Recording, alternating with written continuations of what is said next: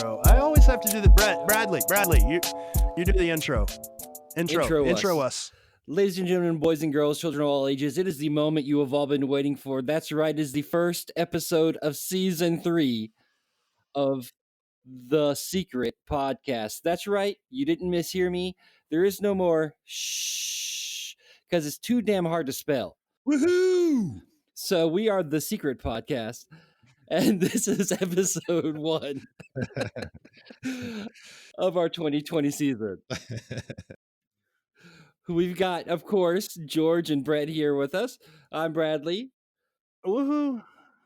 Hey guys, I am excited about the name change. I think it's going to make it totally easier to find this podcast rather than having the S with the bunch of H's behind it. And then either an exclamation point or a comma, depending on how I feel that day. Or a period sometimes. Or an ellipsis. Sometimes nothing at all. Right. Or a colon. There's always a colon behind it. It always took way too long to explain the name of the podcast to new members. I had a friend visiting, and I told them all about the treasure hunt and told them about the podcast. They're like, awesome, I want to listen to it. Great. It's the Secret Podcast. That's S-H-H-H. That's 3 H's. So whenever you type it in, it's S with 3 H's. You got that? And then a month later, they're like, I can't find the podcast. How many H's did you put? I don't know. I think you're lying to me, Bradley. You don't have a podcast. Yeah, I would always just go, I'd start explaining it, and then I would go, all right, let me just type it into your search thing for you. Yeah, here. Yeah, it was annoying. Anytime I wanted to use my digital personal assistant or whatever, I'd yell out, "Hey, A-word, play the Secret Podcast," and she would just be like, "I don't know what you're talking about. I can't find that." So we're dropping we're just gonna be the Secret Podcast, and hey, there's another Secret Podcast out there, but it's about something completely different. There's no way you could confuse the two, so it'll be fine. I gotta give it up to Willhouse. Willhouse came up with the name. It lasted 2 years. Thanks, Willhouse. Amazing job, Willhouse. So what else cool happened in 2019, guys? This year, there's a lot of recap this past year, man. It's been really crazy for me. I've done a lot of trips. Went to Milwaukee with Hardapy, went to New Orleans a couple of times, Charleston a couple of times, San Francisco. We had meetups. We had meetups in San Francisco. We had a meetup in St. Augustine. Recorded a live podcast in St. Augustine, which was super crazy. We're planning another meetup in New Orleans, March 14th. We're bringing Kit Palancar along. That's going to be nuts. Yeah, that's going to be good. And I think now, will he be bringing answers with him? No, but I'm going to try to get him to bring some surprises. I just don't know what those surprises are yet. Surprises from Kid are always good. I've never had a bad surprise from Kid. No, I will take any surprise from Kid. That's awesome. And then what else happened this past year? So there was an additional hunt that was released during this year. Yeah, that thing went in the ground. And then we got to see Matt and Brett cry as a cask came out of the ground in San Francisco. Then we got to ride the roller coaster of their emotions as we found out that was just complete bullshit. And then later on, an actual cask came out of the ground, and we got to see Sarah's roller coaster of emotion as she found out it wasn't bullshit. So that's what we're going to focus on today. Is we're going to talk about the Baston find. Yeah, so let's not put it off any longer. Let's just dive in. Let's talk about the Baston find. It's what everybody wants to hear, right? Everybody wants to discuss this.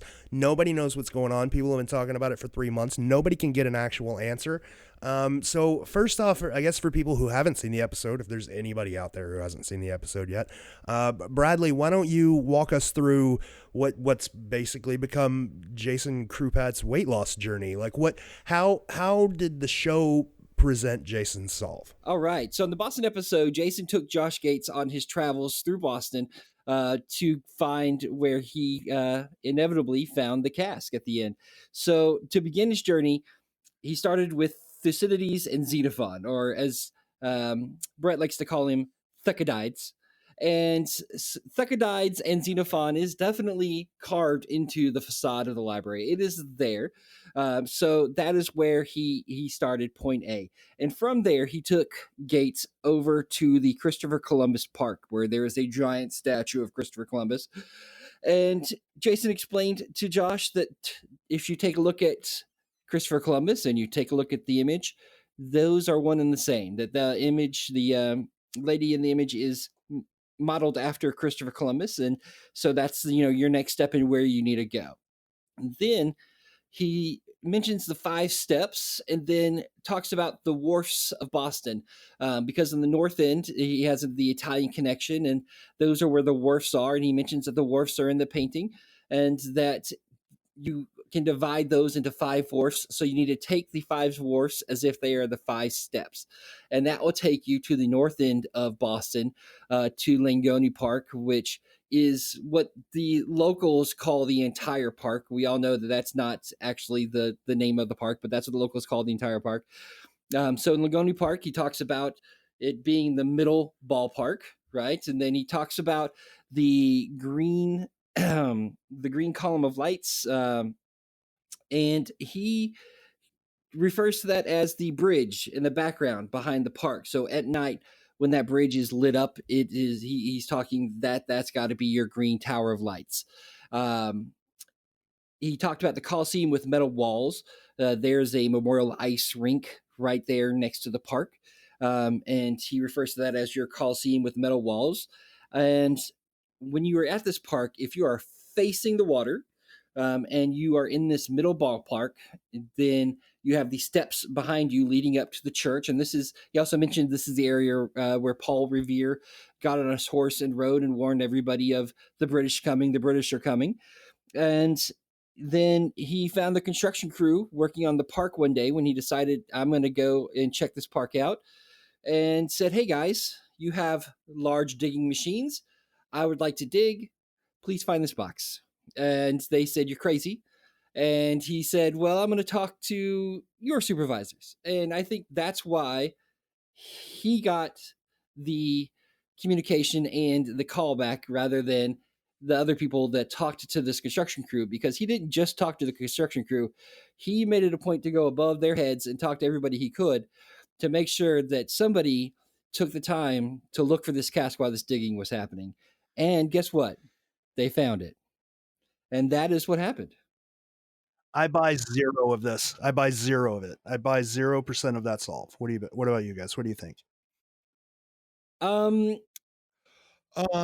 Yeah, I'm with you guys. I have some problems with it. I think there's some holes here and there. I think a few, I do like there are a couple pieces that I like, where you put your back to the stairs and the line, feel at home. Yes, I did forget to mention feel at home. He did Yeah. he did break down the feel at home, which I am not a baseball fan. I do not watch baseball unless I'm having beer and I'm actually at the park with friends. So that never even crossed my mind. And if I'm not mistaken, he didn't find the home plate in the painting, right? That wasn't discovered until the ceremony. Yeah. Am I right about that? Yeah, that was discovered well, it was pointed out online before the episode came out, but yeah, it was pointed out to Jason in the episode. The other thing that I was thinking is that, if you were to, I guess you would generally know if you had seen the park prior to it getting ripped up, you would know where home plate is, but you wouldn't know where home plate is really, if the baseball field is ripped up. Well, that's not true. So So baseball fields are built to be mathematically correct, right? First base has to be a certain distance from home plate. Home plate has to be a certain distance from third base and from the backstop. And like, there's an algorithm. There's a bunch of measurements that go into setting up a baseball field. So when one is first set up, what they do is they take all the measurements and then they mark spots where all the bases go, especially home plate.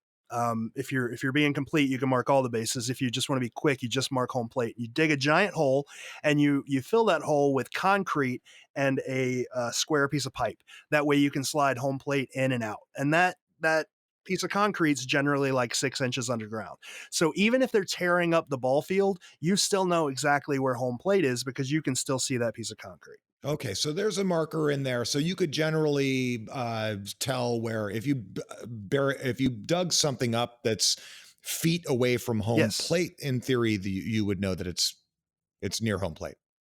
Well, not only that, but before the construction even begins, they take a survey of the site, so they know where everything was before construction even began. Oh, so you're talking about afterwards. You're talking about once they found it, how did they know where home plate was? Yeah, they took surveys. They've got a fairly detailed survey that we've got up on 12 Treasures that shows the measurements, where everything was, where all the work happened, where the cask was found exactly to the inch. From what they can tell, like where the hole was. They dug a big huge hole, so they can't tell exactly where the cask was in that hole, but they marked exactly where the hole was. Right. And I do, and again, I like the middle section part of that, right? In the middle section. And it was the middle, it's the middle field, right? Yeah. Those are about the only two things I buy. Yeah. I'm not convinced about Columbus. I do not believe that person's fate. Well, JJP wasn't convinced about Columbus either, right? That was one of the first things he said in the ceremony for that episode was like, you say that looks like Christopher Columbus, but I didn't paint Christopher Columbus. Well, okay, so playing devil's advocate here. So it's been almost 40 years, right? JJP's not going to remember every photograph that he received that he painted something after. Maybe he did paint it after Columbus. I mean, it slightly resembles, I wouldn't put them together, but it slightly resembles the statue. And I'm going to say some things later about the things I disagree with in his solve. But in the end, he found the damn cask. So I give him that. And we're not debating that at all. But okay, I get what you're saying. Yeah, right. But we're not. This is about kind of discussing, the particulars. Look, what I wanted to do when I heard that this was found is deconstruct or reverse engineer whatever solve he used to see if I could use it for something else. Absolutely. Right. So that's what we're doing today. He absolutely found a cask. I'm pumped, and what I'm trying to do is figure out what pieces of this can I use to try to find other ones. Absolutely. So why don't we start with the verse and then go to the image? How's that sound? All right, so let's do that. The first line from the verse for Baston is, if Thucydides is north of Xenophon, right? And in the episode, what Jason does is he takes Josh Gates to the public library and he points up at the wall and he says, look, these two words from these two lines are on this wall. And Josh is like, yes, this must be it. This is the thing. We're supposed to be at the public library. The problem with that is, yeah, those two names are on that wall, but so are 300 other names, right? And the names on that wall, they don't follow the clue. Thucydides is not north of Xenophon on that wall. They're just two names that are there amongst 300 other names. So if that were that random, why are we using that? Why are we using Boston Public Library because it's got two names out of 300 when we have a quote that tells us what city we need to be in and what part of the city we need to be in. So we have the quote that matches really well for the verse. The verse, like I said, is if Thucydides is north of Xenophon. And we have this Horace Walpole quote. The quote is, the next Augustan age will dawn on the other side of the Atlantic. There will perhaps be a Thucydides at Boston and a Xenophon at New York. So if you take this quote and you apply it to the verse, it's telling you what city you need to be in, and B, what area of that city you need to be in. If Thucydides is north of Xenophon, Thucydides being Boston, take 5 steps in the area of his direction. What's his direction? It tells you it's north. So take 5 steps in the north area of Boston. It seems super simple to me, but no, Jason's like, all right, we've got this public library here, so now we got to take 5 steps. Let's walk all the way down to the wharfs and walk past 5 of them. The problem with that is there's way more than 5 wharfs out there. I mean, do you think that's what take 5 steps means? No, I don't think it does. But you'll laugh when you say is more than 5 wharves. But we've all seen, we may not have all seen it, but I have seen maps of the wharfs that have broken them down into 5 large groups. And that's how they're mapped out. So, I mean, they are at times mapped as 5 wharfs. But no, I don't think that's what it is. So I kind of talked about, at the St. Augustine meetup, I kind of talked about how I feel like some of these puzzles are what I refer to as travel puzzles. They take you from point A to point C or Z or, however many steps you go through. And I think some of them are, I'm giving you the exact spot. This is where you dig. And I feel like this is a dig spot puzzle. I think you don't travel anywhere. It tells you be at the ball field and you're going to take 5 steps from home. I think that's what this is telling you. Once you figure out what it's talking about, so you find home plate, you take 5 steps. So when you take 5 steps in his direction, you're taking 5 steps north of home plate. But the cask wasn't found 5 steps north of home plate. Was it not? Are you sure? Positive. It was found 5 steps northeast of home plate. I'm just giving you kind of shit about that. If you were if you were standing on that field and you were at home plate and you were to look out at the water and you took 5 steps out towards the pitcher's mound, I could see how you would think that's north. It's northeast, but it's just slightly northeast. Fair enough. But that's what I take that to be. I agree with you. I think there is nothing in this verse that you can't apply directly on that ball field. Nothing. Not a single thing. I think this guy, I think Jason got lucky. I think he was smart. I think what he did was he said to himself, where can I stand in Boston with my back to some stairs and look at some water? Right. And he was like, Cops Hill Terrace, there's a big set of steps. You're looking at water. Oh, there's a ball field. Feel at home. Oh, they're doing construction out there. Let me go talk to these construction workers. Not only that, I feel like he got the one big thing that a lot of us missed was, and you're right, he got lucky, and I think luck is a big part of this. Brian's in. Every time you talk to him about it, he'll let you know. He got lucky. You got to be lucky. I got lucky. Everybody's got lucky. We're all getting lucky. The one thing he picked up that nobody else picked up was, and you have to be local to know this, or crack an encyclopedia, as I found after the fact, the north end of Boston is 90%, if I remember the number correctly, 90 or 80% Italian. I mean, that's where you gotta be. What's really funny is my aunt is from Boston. And the second this was found, I told her, and she's like, oh, it's got to be in the north end. And I was like, how do you know that? And she's like, well, that's where all the Italians are. It's like, why didn't I talk to you sooner? Yeah. It's something that I don't understand about the older members that were so stuck in Charlesgate. And I admit, man, I was one of them. I was right there in Charlesgate. Like, how did we miss that? It's like the largest Italian population now. It's larger than the Italian community in New York now, right? It's the largest Italian community in America. I don't know. What kills me on this is the biggest clue, I think, was the acrostic was in the verse. Like, if you take the first line or the first letters from each of the lines, you can spell out Italian Fenway, right? Which is basically telling you, find a ball field, find a ball field in the Italian side of town, find an Italian ball field. There's only 3 in the North End, from what I can see. I don't know if it was different in 81, but from what I can see, there's only 3 in the North End. Find the Italian ball field, then find the middle section. Like, it seems so dumb. Yeah. And the other thing is, there's a lot of Paul Revere tie-ins here, right? The date, the time, what is it? I don't have it in front of me, but like the 18th day, 12th hour, lit by lamplight, in truth be free. And I think that's another thing Jason picked up was the Paul Revere. And I think a lot of people picked up the Paul Revere reference, not just Jason, but Jason had that as well. So I would definitely want to give him credit there. Yeah, absolutely. It was a good tie-in. Yeah, absolutely. So let's keep going in order.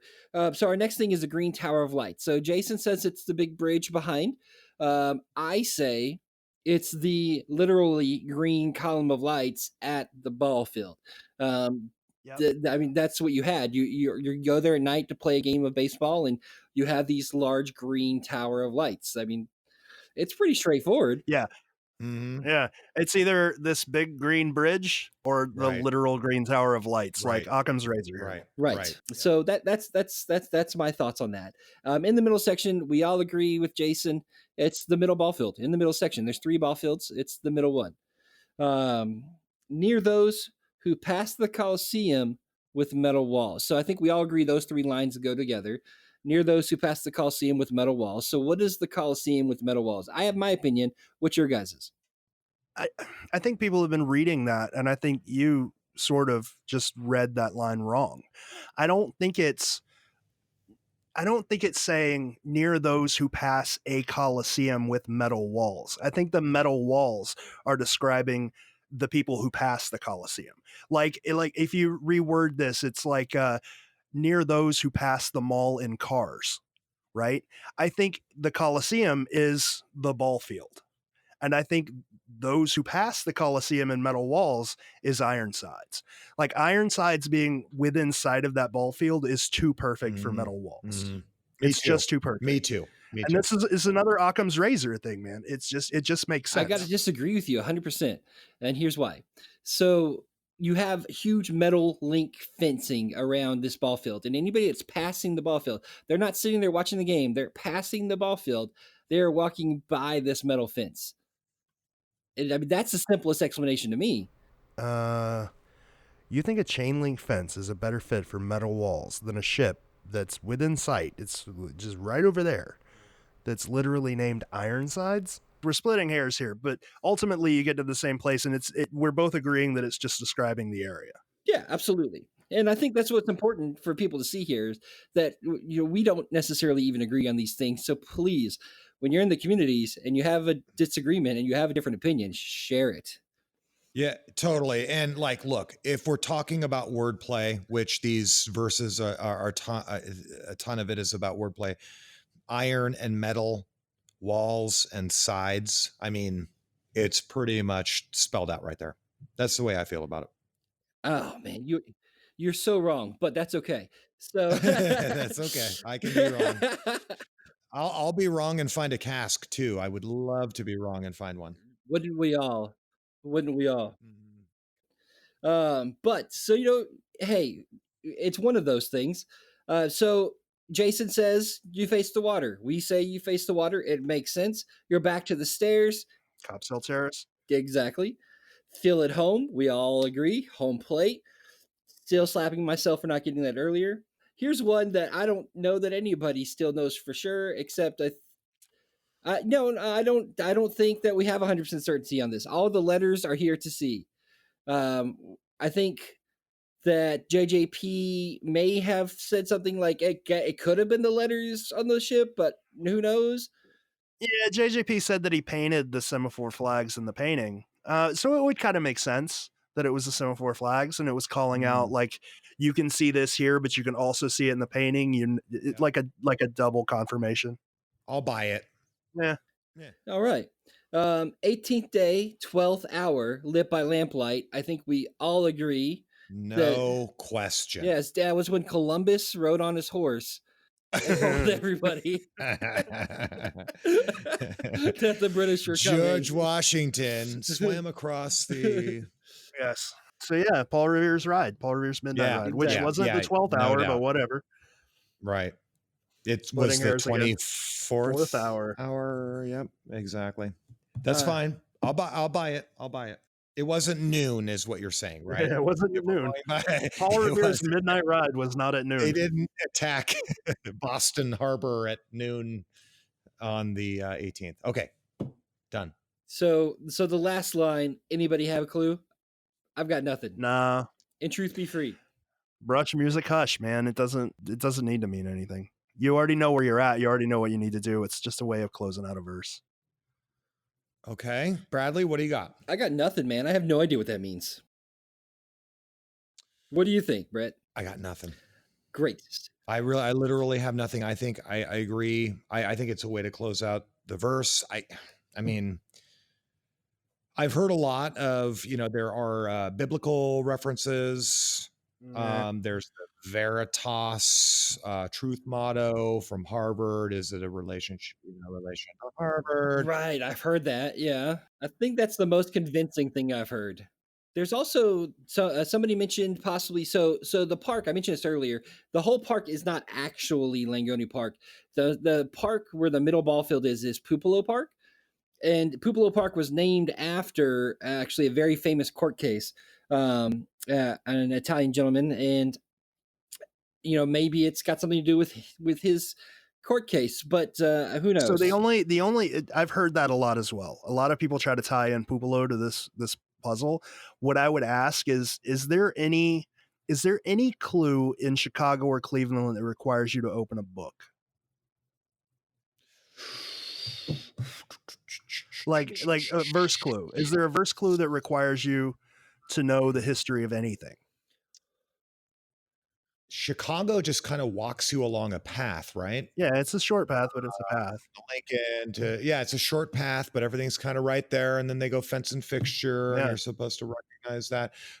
Cleveland, No, no, yeah, they're both. no. The only way you could solve Cleveland is the way that those guys did it. So if those two didn't require you to open a book, why does this one require you to open a book? Here's my rebuttal to that. What did we say was the solve for the first line? Philocles and Xenophon. Okay, that's fine. You got to find an obscure reference to get a city, but you've got to do that in Houston as well. Right. So you've got to do it in Cleveland, or not Cleveland. I'm sorry. You've got to do it in Charleston. You've got to do it in New Orleans. But does that require you to learn anything other than, okay, this is a quote from this book about this city? I mean, yeah, you're cracking No. books. I mean, how else are you going to find this quote? I mean, there's no Google. That I don't know. Like it's an obscure quote. I don't know that, but even knowing those quotes, does it require you to know any history? What I'm trying to say is you don't have to delve super deep. You just have to, that quote, that city, right? It doesn't require anything apart from that. You don't need to know anything like the letters and the books that those quotes came from. You don't need to know anything about the books. You don't need to know about the writer. You don't need to know about the history of the writer. You don't need to know about his trials and tribulations, nothing. You need to know this quote came from this book by this dude, or, it's about this city. It doesn't go any further than that. And it kills me when people go like down these rabbit holes of this guy had this thing and he was an Italian that did blah, blah, blah, or whatever. They go down these deep rabbit holes when the other verses didn't require you to do that. Why would this one? I 100% agree with you. I don't think that you have to delve into that to solve this puzzle. I think the only reason that came up is to solve this line, which is not required to solve the puzzle. We're just trying to figure out what did he mean by this last line. And these are just the most, obscure kind of. If you're from the area, maybe not so much, especially since the park was named after him. It can't be that obscure. But is it important to find the cask? No. Is it important to figure out why that line is there? Absolutely. I think the reason that I pounded it in and sort of tried to bring that home is I've seen a lot of people who have really, really, really good solutions to things and have really good dig spots, right? Things that I agree with 100%. And then they take this one, like everything follows, everything's common sense, everything works out. And then they take this one line and they're like, and if you followed this guy in 1913, he had a cook-off where he ate a bunch of hot dogs. And that means you got to go to the hot dog stand. Like, you see what I'm saying? They go in these rabbit holes and then they just move completely away from where their clues are.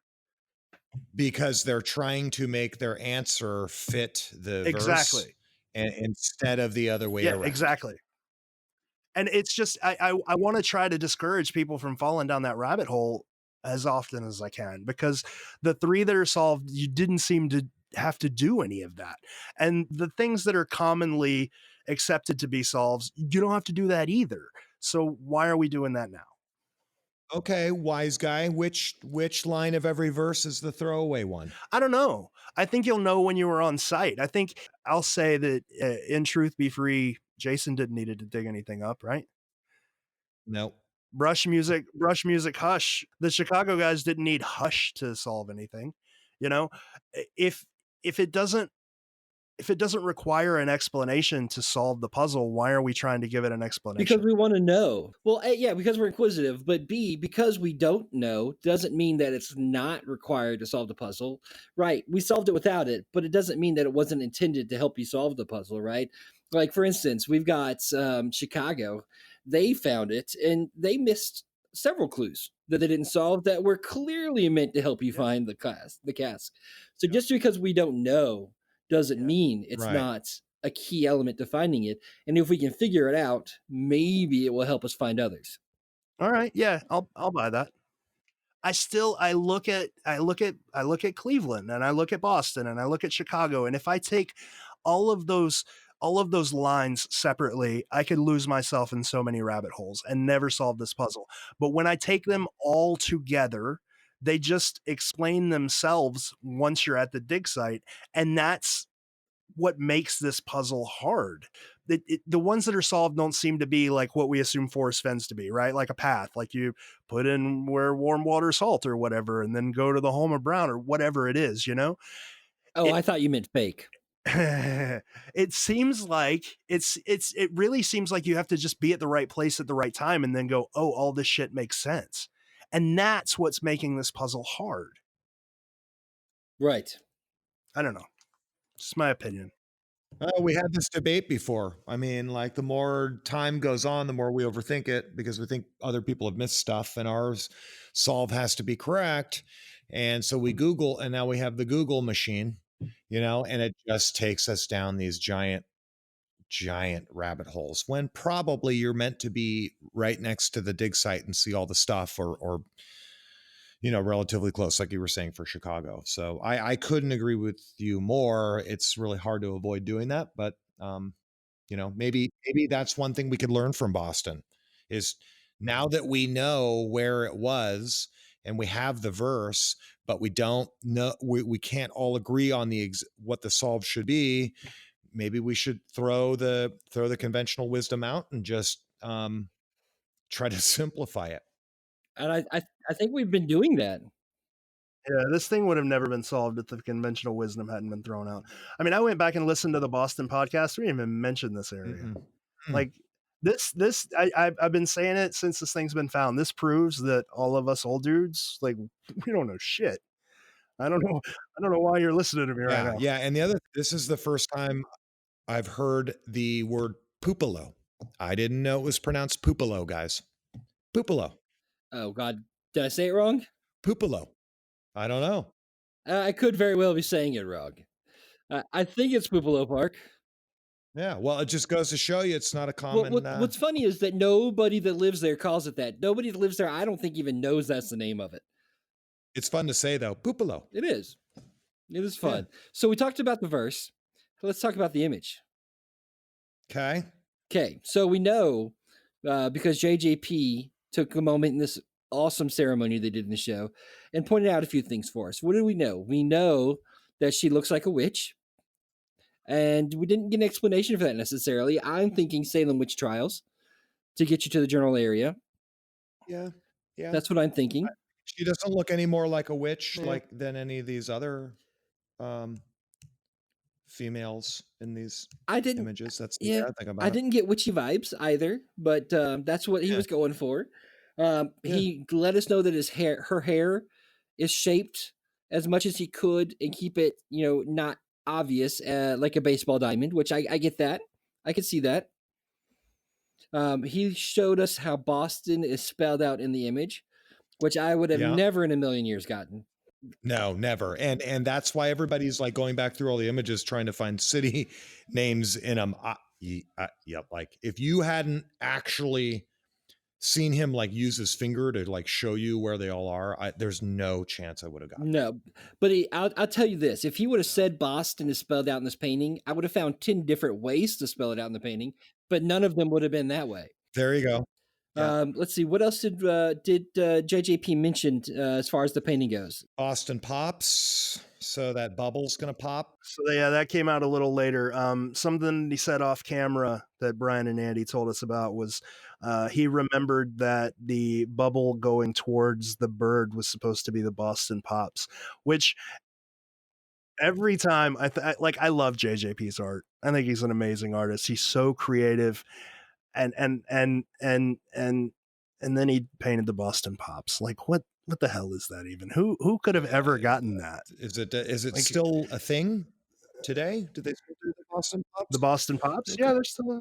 Baston pops are huge. Well, I just don't. I wouldn't have gotten it. I wouldn't have gotten it. Like that bubble's not popping, John. Like it's not even on that bird's beak. How am I supposed to know that? How am I supposed to know that? That's why it's a puzzle, George. Yeah, right. Okay. Figure out what's going on in JJP's mind. Anything else that he pointed out about this image that we may have all completely glossed over that now looks super obvious?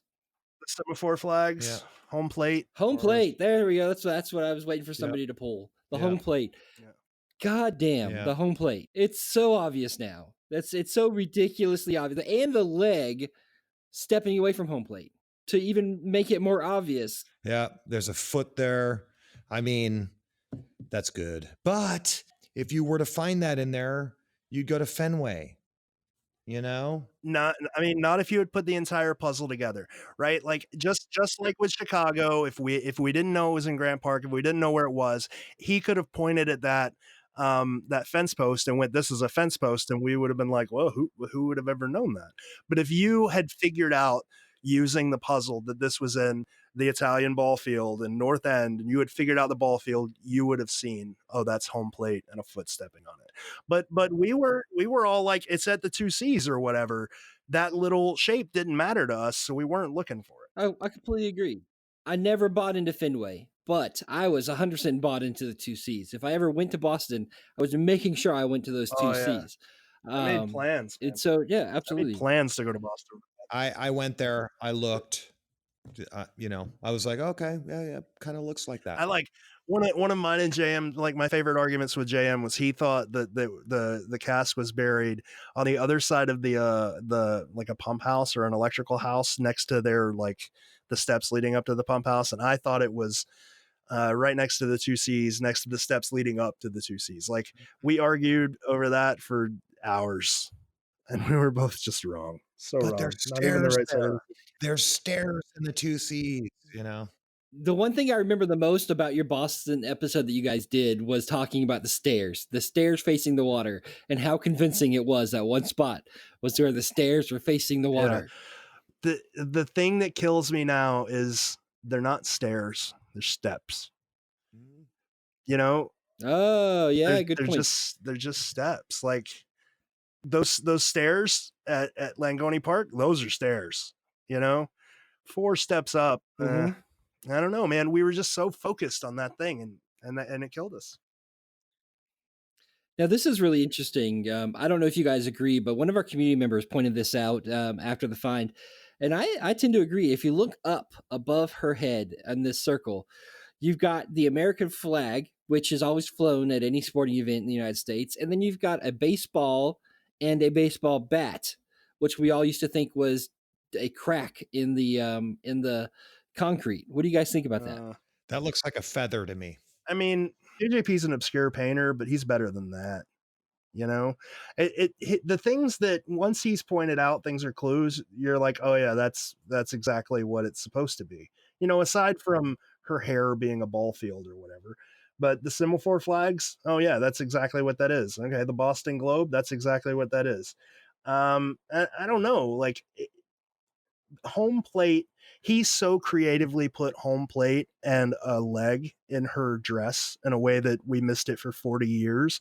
If he wanted to hide a baseball bat and a ball, he could have done it a little better than that.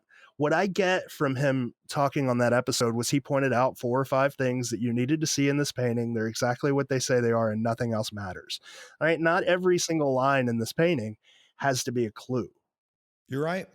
You're right. And the other thing is that how do you discern between a city confirmer and a site confirmer?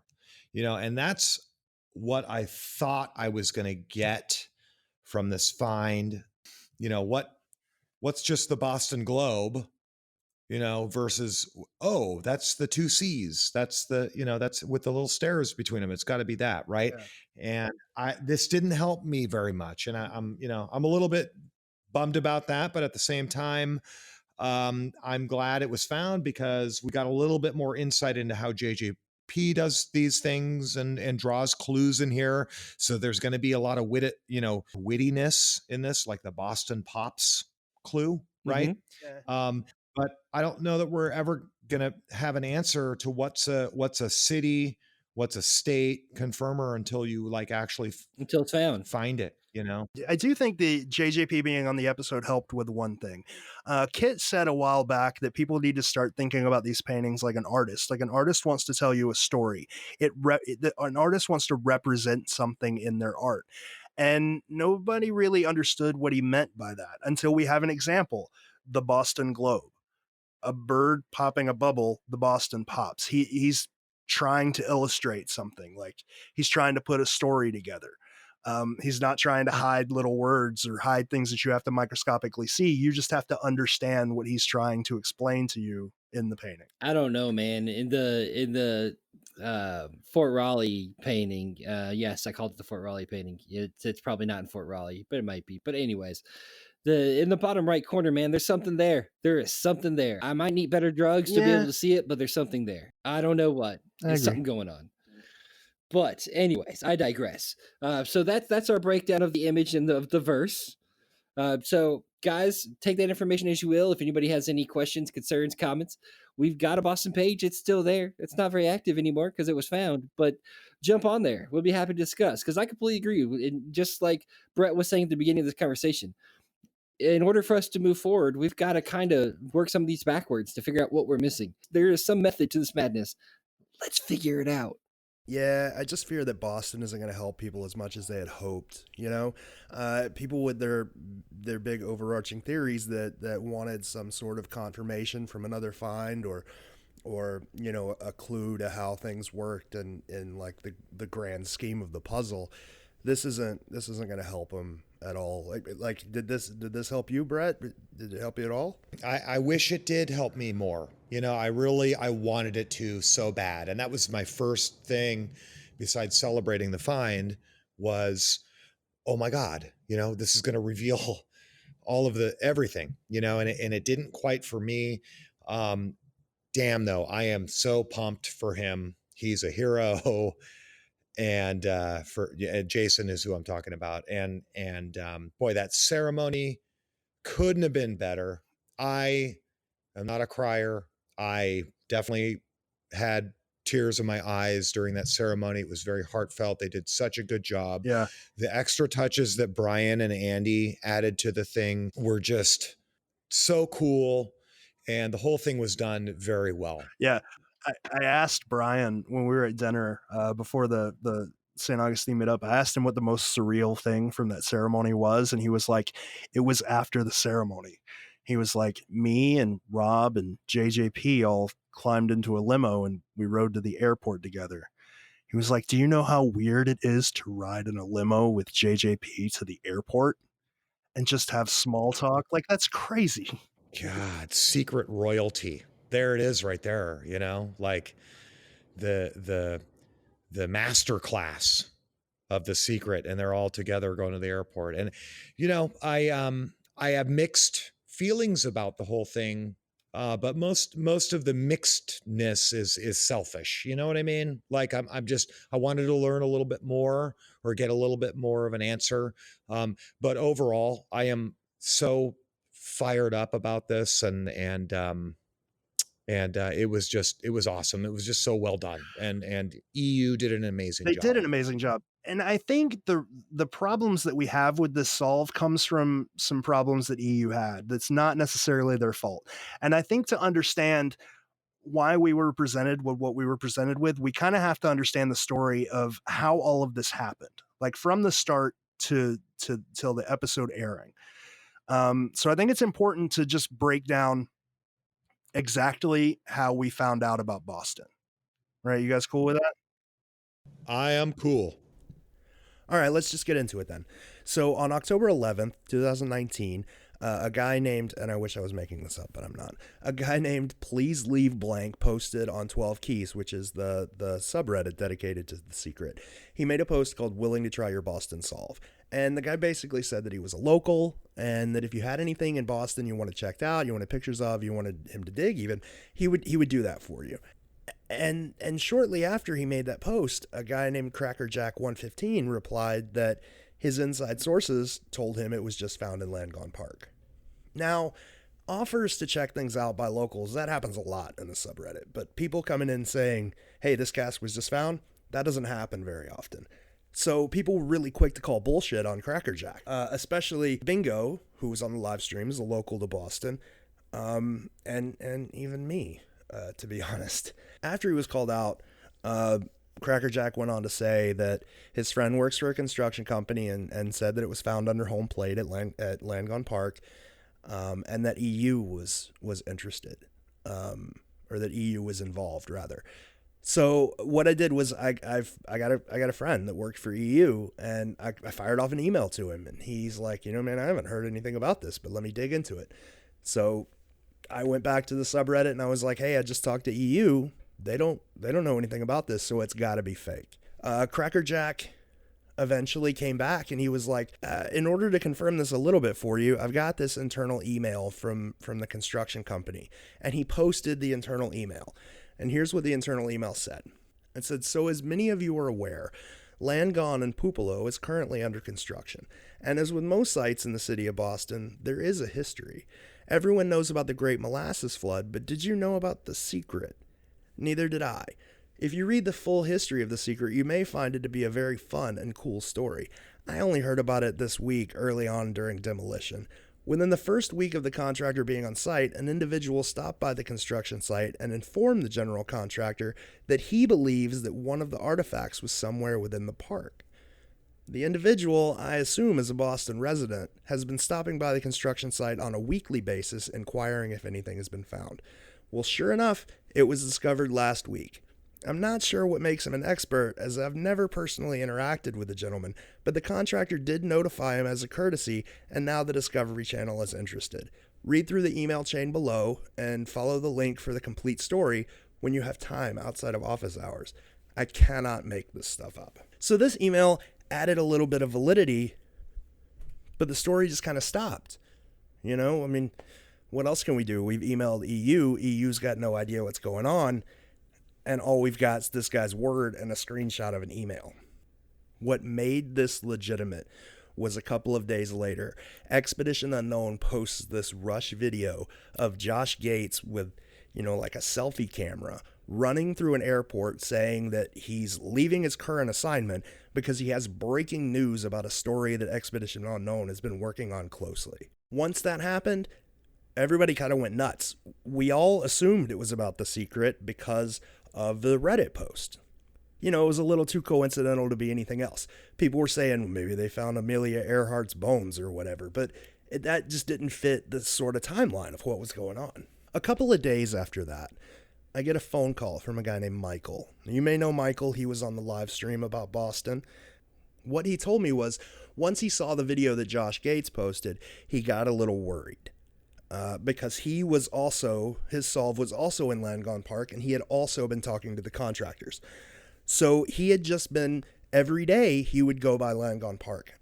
And the day he called me, he happened to see Josh Gates there. And he was worried. He was like, I came up with this too. I think EU is just trying to steal my credit and claim that they solved this thing. He didn't know about the other guy. He didn't know about Jason Krupat. And he was worried that, a big TV show was just going to come by and steal his credit for a quick story.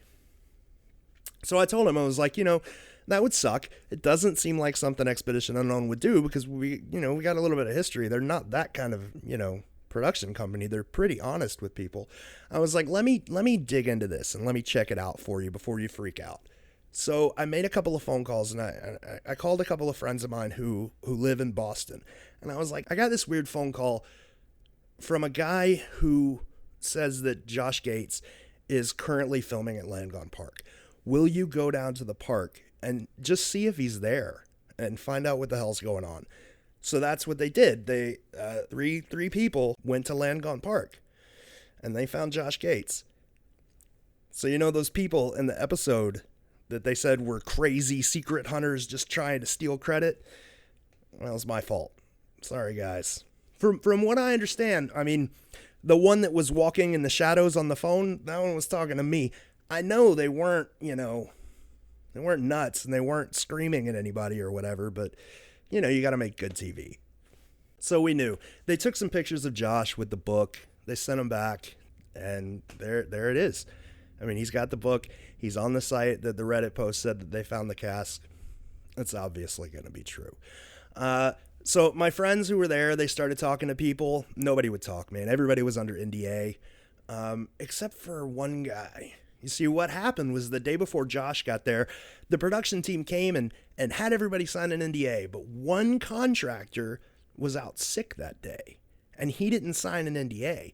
And because he didn't sign an NDA, he wasn't going to be on the TV show. So he didn't care, and he was willing to talk to whoever. What that guy said to them was, yeah, they found a cask. He told him exactly when he found it, exactly how they found it with the excavator. And he was like, I got some pictures. So he just texted the pictures to us. As soon as we got the pictures, we went out to try to verify them. So the first thing we did was we emailed Joe Ellen, and Joe Ellen's response was very quick. I can't talk about this at all. So that told me she was under NDA, and there's only one reason you're going to put Joe Ellen Trilling under NDA. This thing's true. This thing's real. Fired off an email to John Palancar, and John Palancar's like, I don't even think there's a cask in Boston. I was like, yeah, okay. Thanks, John. So I sent him a picture of the cask, and he got really excited. And he was like, can I call Josh about this? And I was like, well, he already knows. Give him a call if you want to. We called the friend back at EU, and we were like, dude, why did you tell me you didn't know about this? And he was like, I wasn't lying. Like, how do you find out about this shit before we do?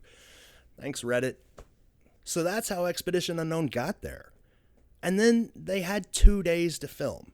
You know, they didn't have time to put together all of the pieces of this puzzle. They were just sort of reporting on what they knew, and they didn't have a whole lot of time to research it. They couldn't sit like we can do now for a couple of months and try to figure out exactly how this solution works, how all of the pieces of the puzzle fit together to form a complete solution. So what you got was a little bit disjointed and kind of confusing, but they were working with what they had, and they did a really good job, at least in my opinion.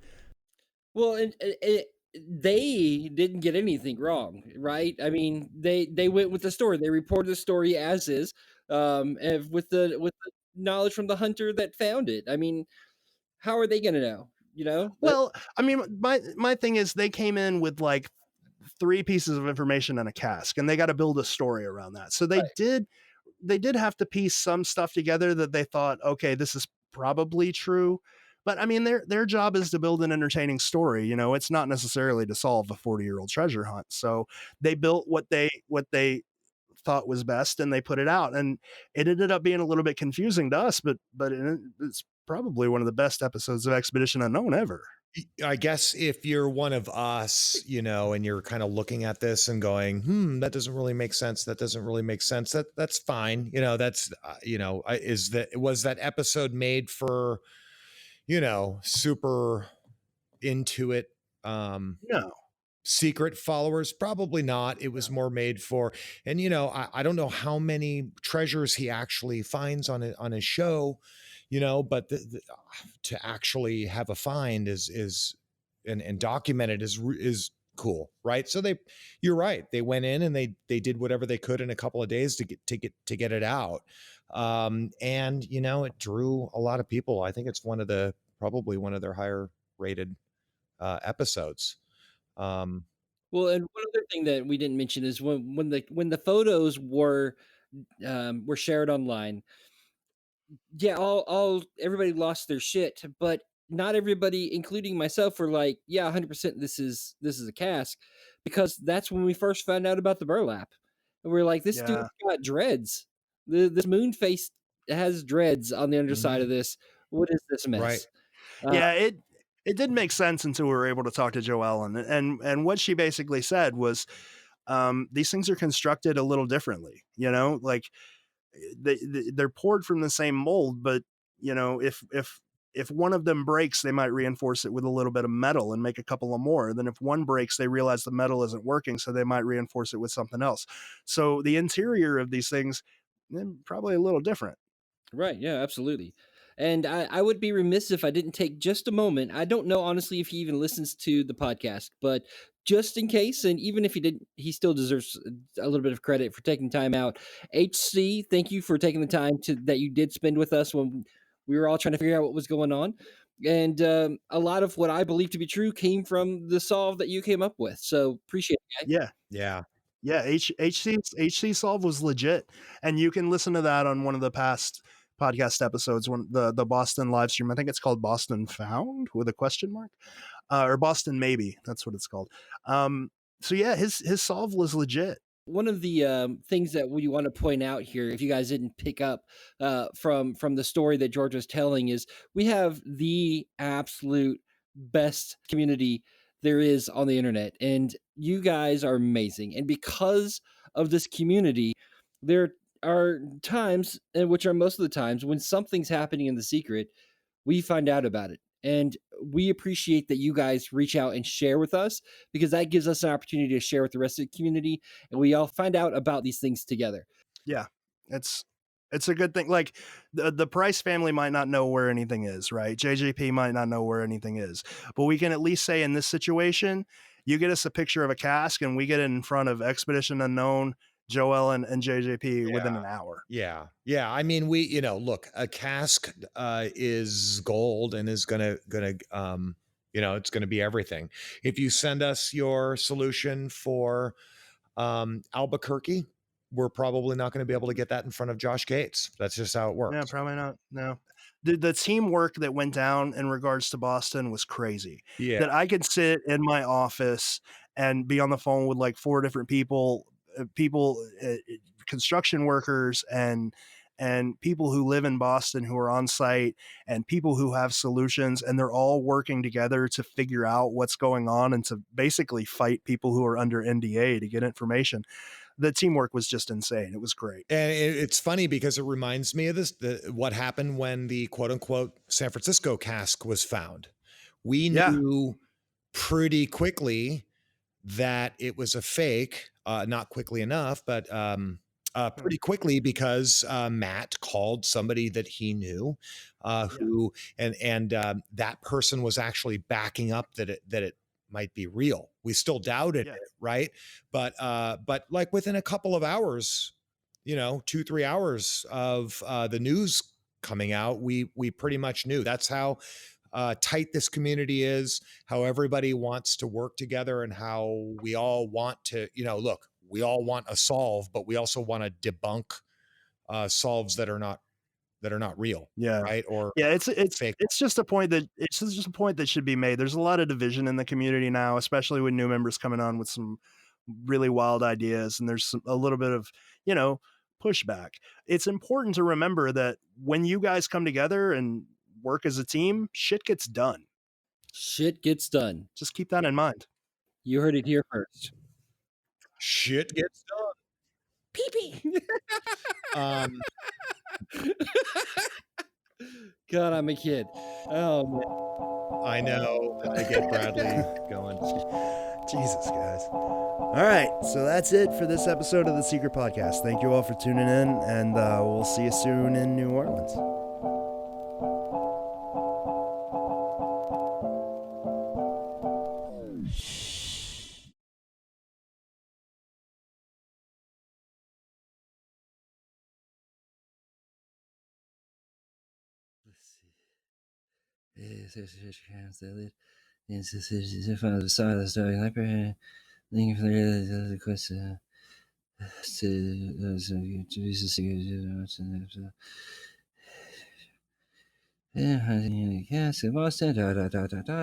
There we go. Christopher Columbus Park. Okay.